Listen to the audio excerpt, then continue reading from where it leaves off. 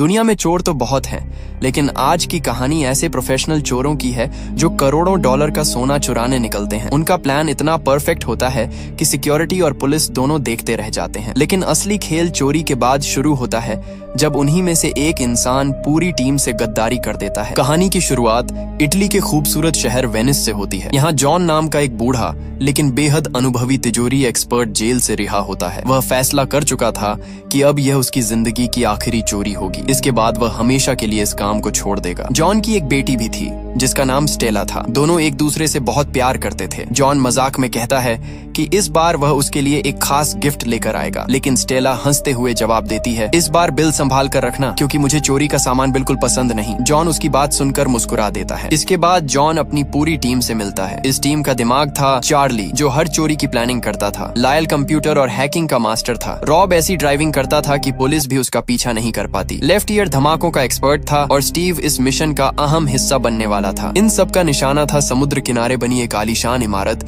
जहां लगभग $35 मिलियन का सोना एक मजबूत तिजोरी में रखा गया था। चारों तरफ हथियारबंद गार्ड मौजूद थे, इसलिए सामने से चोरी करना नामुमकिन था। इसी वजह से टीम ने एक ऐसा प्लान बनाया जिसे कोई सोच भी नहीं सकता था। स्टीव चुपचाप इमारत के नीचे बनी सुरंग तक पहुंच जाता है, जबकि बाकी साथी नाव के जरिए नीचे अपनी अपनी जगह संभाल लेते हैं। अब सबकी नजर सिर्फ उस एक पल पर टिकी थी जहां से उनकी जिंदगी की सबसे बड़ी चोरी शुरू होने वाली थी। उधर लायल अपने हाईटेक सिस्टम की मदद से पूरी बिल्डिंग को स्कैन करना शुरू करता है। कुछ ही सेकंड में उसे तिजोरी की बिल्कुल सही लोकेशन मिल जाती है। वह सारी जानकारी तुरंत स्टीव तक पहुंचा देता है। अब प्लान का सबसे खतरनाक हिस्सा शुरू होने वाला था। स्टीव बड़ी सावधानी से प्लास्टिक एक्सप्लोसिव छत पर सेट करता है। हर चीज मिलीमीटर की सटीकता से लगाई जाती है, क्योंकि जरा सी गलती पूरे मिशन को खत्म कर सकती थी। जैसे ही सारी तैयारी पूरी होती है, वह डेटोनेटर ऑन कर देता है। अगले ही पल जोरदार धमाका होता है। ऊपर रखी पूरी तिजोरी फर्श तोड़ती हुई सीधे नीचे आ गिरती है, जहां बाकी टीम पहले से उसका इंतजार कर रही होती है। बिना एक सेकंड गंवाए सब लोग तिजोरी को मोटर बोट पर लादते हैं और वहां से निकल पड़ते हैं। उधर गार्ड्स और पुलिस को जब तक समझ आता कि आखिर हुआ क्या है, तब तक बहुत देर हो चुकी होती है। वे तुरंत मोटरबोट का पीछा शुरू कर देते हैं। उन्हें लगता है कि चोर पूरा सोना लेकर भाग रहे हैं, लेकिन यहाँ भी चार्ली ने सबको बेवकूफ बनाया होता है। पुलिस जिस तिजोरी का पीछा कर रही थी वह असली नहीं बल्कि सिर्फ एक चाल थी। असली तिजोरी तो धमाके के बाद सीधे पानी की गहराई में गिर चुकी थी, जहां जॉन पहले से उसका इंतजार कर रहा था। भारी पानी के दबाव के बीच जॉन तिजोरी का लॉक खोलने में जुट जाता है। तभी टीम को खबर मिलती है कि पुलिस उनकी तरफ तेजी से बढ़ रही है और उनके पास सिर्फ 7 मिनट बचे हैं। लेकिन जॉन बिल्कुल भी घबराता नहीं। उसे अपने हुनर पर पूरा भरोसा था और अब सबकी उम्मीदें सिर्फ उसी पर टिकी थीं। जॉन पूरी शांति के साथ लॉक की हर परत को समझता जाता है। बाहर उसके साथी बेचैन होकर समय गिन रहे थे, लेकिन जॉन के चेहरे पर जरा भी घबराहट नहीं थी। आखिर कुछ ही मिनटों बाद तिजोरी खुल जाती है। तिजोरी खुलते ही सबकी आंखें चमक उठती हैं। अंदर सोने की ईंटों का ढेर रखा था। बिना समय गंवाए पूरी टीम तेजी से गोल्ड अपने खास बैग्स में भरने लगती है। हर किसी को पता था कि अगर 1 मिनट भी देर हुई तो पुलिस उन तक पहुंच जाएगी। कुछ ही देर में जितना सोना उठाया जा सकता था उतना लेकर सभी वहां से निकल पड़ते हैं। दूसरी तरफ रॉब अभी भी पुलिस को नहरों के जाल में उलझाए हुए था। वह जानबूझकर उन्हें अलग अलग रास्तों पर घुमाता रहता है ताकि बाकी टीम आराम से निकल सके। फिर प्लान का आखिरी हिस्सा शुरू होता है। 2 बड़ी नावें धीरे धीरे नहर के बीच आकर रास्ता रोक देती हैं। रॉब सही समय पर अपनी बोट मोड़कर निकल जाता है, लेकिन पीछे आ रही पुलिस की नाव सीधे रेत से भरे जहाज में फंस जाती है। बस यहीं पुलिस का पीछा भी खत्म हो जाता है। इस तरह बिना किसी साथी को खोए और बिना पुलिस के हाथ लगे पूरी टीम करोड़ों डॉलर का सोना लेकर सुरक्षित निकल जाती है। हर कोई अपनी कामयाबी से बेहद खुश था, क्योंकि यह चोरी बिल्कुल वैसी ही हुई थी जैसी चार्ली ने प्लान की थी। कुछ समय बाद पूरी टीम बर्फ से ढके पहाड़ों पर पहुंचती है। चारों तरफ ठंडी हवाएं चल रही थीं, लेकिन सबके चेहरों पर जीत की खुशी साफ दिखाई दे रही थी। किसी को जरा भी अंदाजा नहीं था कि असली खतरा पुलिस नहीं बल्कि उनकी अपनी टीम के अंदर मौजूद था। पहाड़ों के बीच पूरी टीम आराम से बैठकर अपनी जीत का जश्न मनाने लगती है। जॉन चार्ली की शानदार प्लानिंग की तारीफ करता है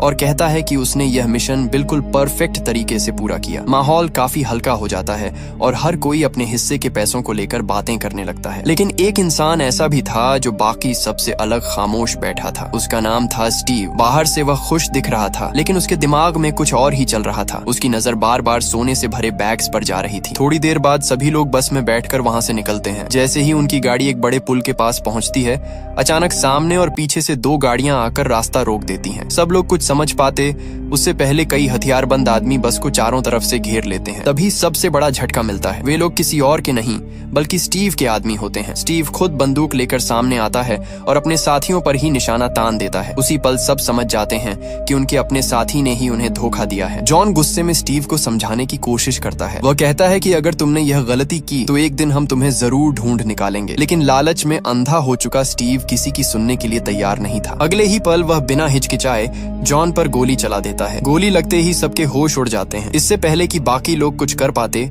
रॉब तुरंत बस मोड़ देता है और उसे सीधे बर्फ से जमी झील की तरफ दौड़ा देता है, क्योंकि अब उनके पास बचने का यही आखिरी रास्ता था। अगले ही पल बस रेलिंग तोड़ते हुए सीधा बर्फीली झील में जा गिरती है। गाड़ी तेजी से पानी की गहराई में डूबने लगती है। बाहर खड़ा स्टीव लगातार गोलियां चलाता रहता है ताकि अगर कोई बच भी गया हो तो बाहर न निकल सके। कुछ देर बाद जॉन की लाश पानी की सतह पर तैरकर ऊपर आ जाती है। उसे देखकर स्टीव के चेहरे पर मुस्कान आ जाती है। उसे पूरा यकीन हो जाता है कि बाकी लोग भी झील के अंदर ही मर चुके हैं। वह सारा सोना लेकर अपने आदमियों के साथ वहां से चला जाता है। लेकिन स्टीव एक बहुत बड़ी गलती कर चुका था। बस के अंदर लगे इमरजेंसी ऑक्सीजन सिलेंडर की वजह से चार्ली और उसके बाकी साथी अभी भी जिंदा थे। कुछ देर बाद वे किसी तरह झील से बाहर निकलने में कामयाब हो जाते हैं। किनारे पहुंचते ही चार्ली सबसे पहले जॉन के पास जाता है। वह अपने गुरु की लाश को सीने से लगाकर बैठ जाता है, जिसने उसे इस दुनिया की हर बड़ी चोरी सिखाई थी। आज वही इंसान हमेशा के लिए उससे बिछड़ चुका था। उसी वक्त चार्ली अपने दिल में एक फैसला कर लेता है। अब यह सिर्फ सोना वापस लेने का मिशन नहीं रहा। अब यह उस इंसान से बदला लेने की लड़ाई थी जिसने लालच के लिए अपने ही साथियों को धोखा दिया और जॉन की जान ले ली। देखते ही देखते पूरा 1 साल गुजर जाता है। चार्ली और उसकी टीम लगातार स्टीव का पता लगाने में लगे रहते हैं। आखिरकार उन्हें खबर मिलती है कि स्टीव अब लॉस एंजलिस में रह रहा है, लेकिन उसने चोरी का पूरा सोना एक नई और बेहद एडवांस तिजोरी में छिपा रखा है, जिसे खोलना हर किसी के बस की बात नहीं थी। चार्ली समझ जाता है कि अगर उन्हें सोना वापस चाहिए तो सबसे पहले उस तिजोरी को खोलना होगा। तभी उसे जॉन की बेटी स्टेला याद आती है। उसने अपने पिता से तिजोरियां खोलने का हुनर सीखा था और अब शायद वही उनकी आखिरी उम्मीद थी। चार्ली स्टेला से मिलने पहुंचता है। वह उसे पूरे 1 साल पहले हुई गद्दारी के बारे में बताता है, कैसे स्टीव ने लालच में आकर पूरी टीम को धोखा दिया और जॉन की जान ले ली। चार्ली साफ कहता है कि उसे सोने से ज्यादा अपने गुरु का बदला चाहिए, लेकिन स्टेला उसकी बात सुनकर तुरंत मना कर देती है। वह कहती है, मेरे पिता तुम्हारे साथ गए थे और वापस कभी लौट कर नहीं आए। मैं अब इस दुनिया का हिस्सा नहीं बनना चाहती। चार्ली उसे समझाने की कोशिश नहीं करता। वह सिर्फ इतना कहकर वहाँ से चला जाता है कि मैं जॉन को अपना पिता मानता था और स्टीव ने मुझसे भी सब कुछ छीन लिया। उस रात स्टेला काफी देर तक अपने पिता को याद करती रहती है। आखिरकार वह फैसला कर लेती है कि अगर इससे उसके पिता के कातिल को सजा मिल सकती है तो वह इस मिशन का हिस्सा जरूर बनेगी। अगली सुबह स्टेला पूरी टीम से मिलती है। चार्ली एक एक करके सबका परिचय करवाता है। लायल कंप्यूटर और हैकिंग का जीनियस था। लेफ्ट ईयर एक्सप्लोसिव का मास्टर था। रॉब ऐसा ड्राइवर था जो किसी भी मुश्किल रास्ते से गाड़ी निकाल सकता था। अब पूरी टीम एक बार फिर तैयार थी, इस बार चोरी के लिए नहीं बल्कि अपना हक वापस लेने के लिए। कुछ समय बाद पूरी टीम लॉस एंजलिस पहुंच जाती है। अब उनका पहला मकसद था स्टीव की हर हरकत पर नजर रखना। लायल अपने कंप्यूटर सिस्टम की मदद से उसके घर और सिक्योरिटी नेटवर्क की जानकारी इकट्ठा करना शुरू कर देता है। जल्द ही उन्हें पता चलता है कि स्टीव ने अपने घर को किसी किले से कम नहीं बनाया। हर तरफ हाईटेक सिक्योरिटी सिस्टम, कैमरे और अलार्म लगे हुए थे। ऊपर से पूरा सिस्टम एक ऐसी कंपनी का था जिसे आज तक कोई हैक नहीं कर पाया था। सीधे अंदर घुसना नामुमकिन था। इसलिए चार्ली एक नया प्लान बनाता है। पहले किसी तरह घर के अंदर पहुंचकर पूरी बिल्डिंग का ब्लूप्रिंट तैयार करना होगा। तभी उन्हें पता चलेगा कि तिजोरी आखिर कहां छिपाई गई है। इस काम के लिए स्टेला सबसे सही इंसान थी, क्योंकि स्टीव उसे पहचानता नहीं था। दूसरी तरफ अगर टीम का कोई पुराना सदस्य उसके सामने जाता तो स्टीव तुरंत समझ जाता कि चार्ली और बाकी लोग अभी भी जिंदा हैं। योजना के मुताबिक टीम पहले स्टीव के घर का केबल कनेक्शन खराब कर देती है। जैसे ही स्टीव शिकायत करता है, असली टेक्नीशियन की जगह स्टेला कंपनी की यूनिफॉर्म पहनकर रिपेयर इंजीनियर बन जाती है। उसके कपड़ों में एक छोटा कैमरा भी लगा होता है, जिससे बाहर बैठी पूरी टीम घर का हर कोना लाइव देख सकती थी। अब सबकी नजर सिर्फ स्टेला पर थी। अगर उससे छोटी सी भी गलती हो जाती तो पूरा मिशन शुरू होने से पहले ही खत्म हो जाता। स्टेला पूरे आत्मविश्वास के साथ स्टीव के घर पहुंचती है। गार्ड उसका आईडी कार्ड चेक करते हैं और उसे अंदर जाने की इजाजत दे देते हैं। लेकिन जैसे ही वह आगे बढ़ती है, 2 बड़े गार्ड डॉग्स उसकी तरफ दौड़ पड़ते हैं। कुछ पल के लिए उसे भी लगता है कि अब उसका भेद खुल जाएगा। तभी स्टीव वहां आ जाता है और कुत्तों को पीछे हटने का इशारा करता है। स्टेला राहत की सांस लेती है और अंदर चली जाती है। उधर बाहर बैठी पूरी टीम कैमरे की मदद से हर चीज ध्यान से देख रही थी। स्टीव उसे घर के अंदर लेकर जाता है। बातों बातों में वह अपनी दौलत और आलीशान जिंदगी का दिखावा करने लगता है, लेकिन स्टेला का पूरा ध्यान सिर्फ एक चीज पर था, उस तिजोरी पर जिसमें करोड़ों डॉलर का सोना छिपा हुआ था। कुछ देर बाद दोनों ऑफिस के पास पहुंचते हैं। मौका मिलते ही स्टेला चुपके से बगल वाले कमरे का दरवाजा खोल देती है। अंदर देखते ही उसकी नजर सीधा उसी बड़ी तिजोरी पर पड़ती है। वह बिना समय गंवाए अपने कैमरे से कमरे की हर जरूरी चीज रिकॉर्ड कर लेती है, लेकिन तभी स्टीव अचानक पीछे से आ जाता है। तभी स्टीव मुस्कुराते हुए उसे डिनर पर चलने का ऑफर देता है। अंदर से स्टेला का खून खौल रहा था, क्योंकि सामने वही इंसान खड़ा था जिसने उसके पिता की जान ली थी। लेकिन मिशन को बचाने के लिए वह खुद पर काबू रखती है और आखिरकार डिनर के लिए हाँ कह देती है। उधर टीम के बेस पर लायल रिकॉर्ड की गई फुटेज को ध्यान से देखता है और कुछ ही देर में स्टीव की पूरी विला का डिजिटल ब्लूप्रिंट तैयार कर देता है। अब उन्हें घर का लगभग हर रास्ता पता चल चुका था, लेकिन तभी एक नई समस्या सामने आती है। तिजोरी और मेन गेट के बीच की दूरी काफी ज्यादा थी। इतना भारी सोना हाथों से उठाकर बाहर लाना लगभग नामुमकिन था। कुछ देर तक सब इसी बात पर सोचते रहते हैं। तभी लायल विला का माप देखकर बताता है कि अंदर का रास्ता इतना चौड़ा है कि उसमें एक छोटी कार आसानी से जा सकती है। ये सुनते ही चार्ली के दिमाग में नया आइडिया आ जाता है। अगर छोटी कार अंदर जा सकती है तो उसी में सोना बाहर भी लाया जा सकता है। टीम तुरंत कई छोटी कारों की टेस्टिंग शुरू कर देती है। उनमें भारी वजन रखकर अलग अलग रास्तों पर चलाया जाता है। टेस्ट के बाद पता चलता है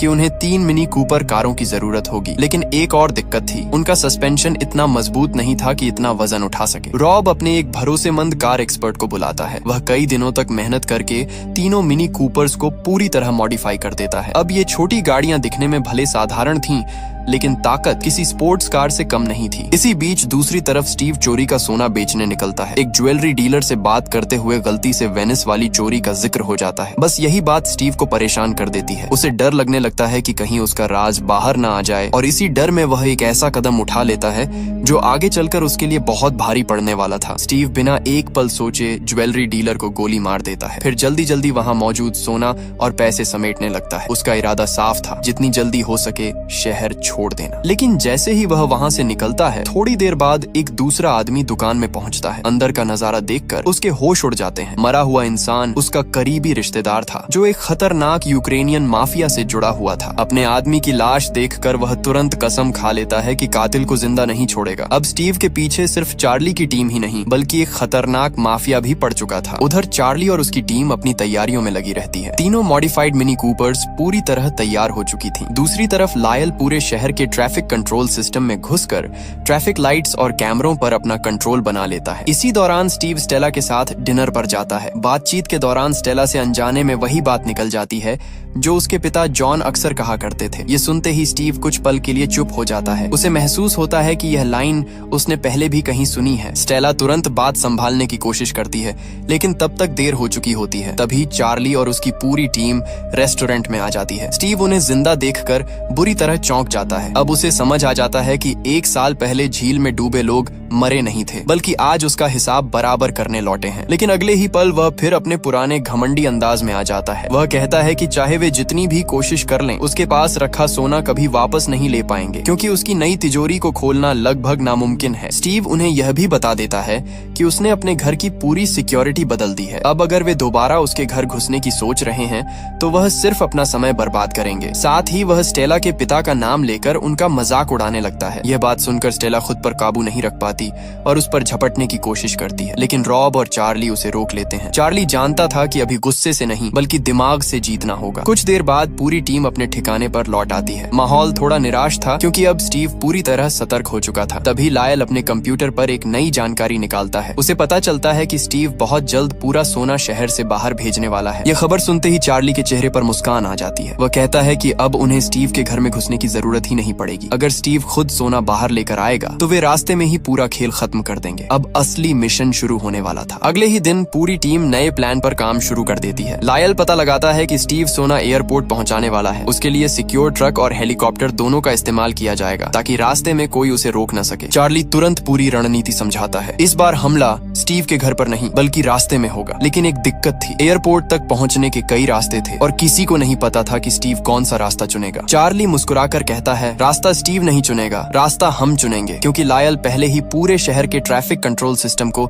अपने कब्जे में ले चुका था। अब ट्रैफिक लाइट्स और कैमरे उसके इशारे पर चलने वाले थे। उधर लेफ्ट ईयर चुपके से उस सुरंग के नीचे विस्फोटक लगा देता है जहां चार्ली ने जाल बिछाने का फैसला किया था। दूसरी तरफ रॉब और बाकी साथी अपनी अपनी मिनी कूपर्स के साथ तय जगह पर पहुंच जाते हैं। हर किसी को अपना काम अच्छी तरह पता था। कुछ समय बाद स्टीव का काफिला निकलता है, लेकिन उसे देखकर पूरी टीम हैरान रह जाती है। एक नहीं बल्कि 3 एक जैसी बख्तरबंद गाड़ियां सड़क पर चल रही थीं। ऊपर से स्टीव खुद हेलीकॉप्टर में बैठकर पूरे काफिले पर नजर रख रहा था। अब सबसे बड़ी चुनौती सामने थी। तीनों ट्रकों में से सिर्फ एक में असली सोना था। अगर टीम ने गलत ट्रक चुन लिया तो पूरा मिशन वहीं खत्म हो जाता। अब सबकी नजर लायल पर थी, क्योंकि असली ट्रक पहचानने की जिम्मेदारी उसी की थी। लायल तुरंत शहर के कैमरों की लाइव फुटेज देखना शुरू करता है। वह तीनों ट्रकों की स्पीड, वजन और मूवमेंट को ध्यान से चेक करता है। कुछ ही देर में उसे एक छोटा सा फर्क दिखाई देता है। एक ट्रक बाकी दोनों के मुकाबले थोड़ा ज्यादा भारी चल रहा था। वह तुरंत चार्ली को बताता है कि असली सोना उसी ट्रक में है। इसके साथ ही प्लान का अगला हिस्सा शुरू हो जाता है। लायल पूरे इलाके की ट्रैफिक लाइट्स बदल देता है। कुछ ही मिनटों में शहर की कई सड़कों पर लंबा जाम लग जाता है। लेकिन जिस रास्ते पर चार्ली अपनी टीम के साथ इंतजार कर रहा था,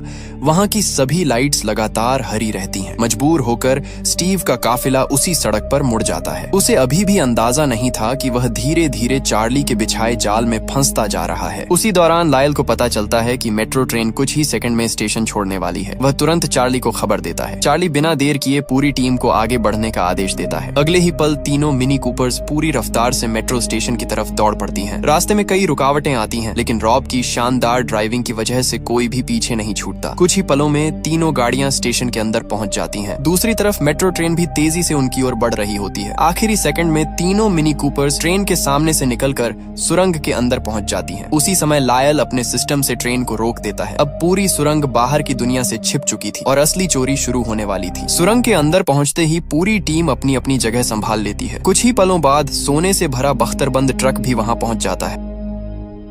जैसे ही वह तय जगह पर रुकता है, लेफ्ट ईयर विस्फोट कर देता है। धमाके के साथ सड़क का हिस्सा टूट जाता है और पूरा ट्रक सीधे नीचे बने गड्ढे में जा गिरता है। ऊपर से देखने पर ऐसा लगता था जैसे वहां कुछ हुआ ही नहीं हो। दूसरी तरफ हेलीकॉप्टर में बैठा स्टीव अचानक ट्रक को गायब देखकर घबरा जाता है। वह तुरंत अपने आदमियों को तलाश शुरू करने का आदेश देता है। इधर चार्ली और उसकी टीम बिना समय गंवाए ट्रक तक पहुंच जाती है। रॉब आंसू गैस छोड़ देता है, जिससे अंदर बैठे सिक्योरिटी गार्ड कुछ ही सेकंड में बेहोश हो जाते हैं। इसके बाद चार्ली ट्रक का दरवाजा खोल देता है, लेकिन जैसे ही स्टेला तिजोरी को देखती है, वह कुछ पल के लिए चुप रह जाती है। ये वही तिजोरी नहीं थी जो उसने स्टीव के घर में देखी थी। स्टीव आखिरी समय पर पूरा लॉकिंग सिस्टम बदल चुका था। स्टेला तुरंत समझ जाती है कि इस तिजोरी में एक खास सुरक्षा सिस्टम लगा है। अगर उन्होंने जल्दबाजी में ड्रिल चलाई और अंदर लगा ग्लास टूट गया तो तिजोरी हमेशा के लिए लॉक हो जाएगी। फिर करोड़ों डॉलर का सोना कभी बाहर नहीं निकल पाएगा। अब पूरे मिशन की जिम्मेदारी सिर्फ स्टेला के कंधों पर थी। बाहर समय तेजी से निकल रहा था, जबकि अंदर हर किसी की सांसें थमी हुई थीं। अगर स्टेला से छोटी सी भी गलती होती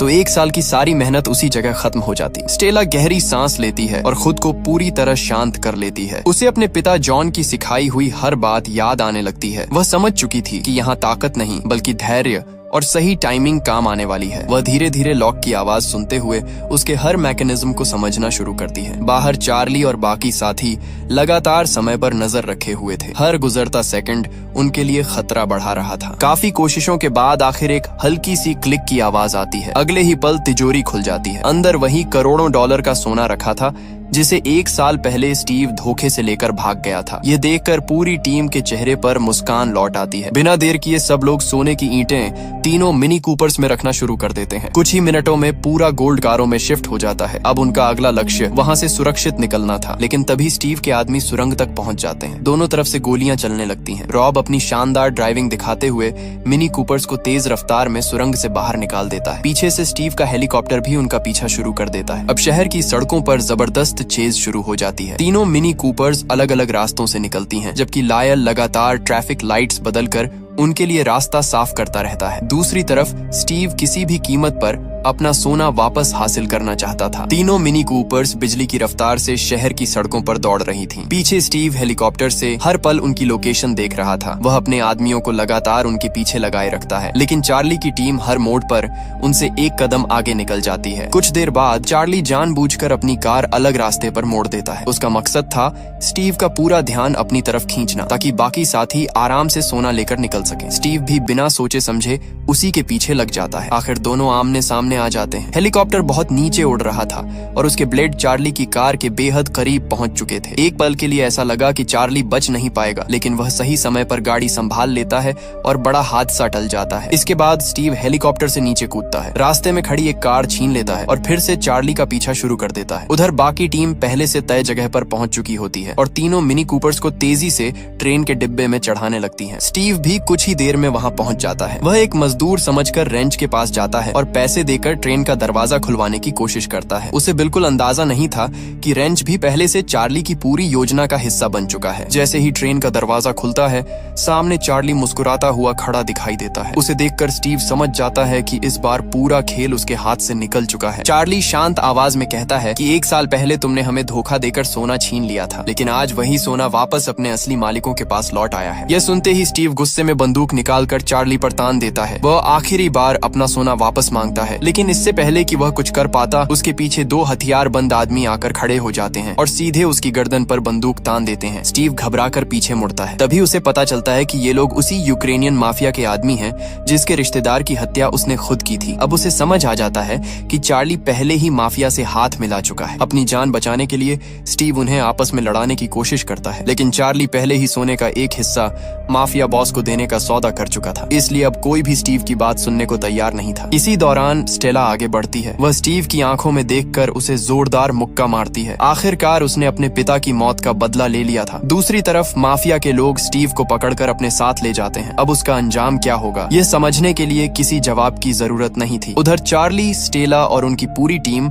अपना सोना वापस हासिल कर चुकी थी। सभी लोग खुशी खुशी वहां से निकल जाते हैं। तभी चार्ली को जॉन की कही हुई आखिरी बात याद आती है। चोर 2 तरह के होते हैं, एक वो जो जीने के लिए चोरी करते हैं और दूसरे वो जो चोरी के लिए जीते हैं। कभी दूसरे वाले चोर मत बनना। इसी सीख के साथ ये शानदार हीस्ट और रिवेंज से भरी कहानी यहीं खत्म हो जाती है। अगर आपको आज की कहानी पसंद आई हो तो वीडियो को लाइक जरूर करें और ऐसे ही जबरदस्त मूवी एक्सप्लेनेशन देखने के लिए चैनल को सब्सक्राइब करना बिल्कुल मत भूलिए।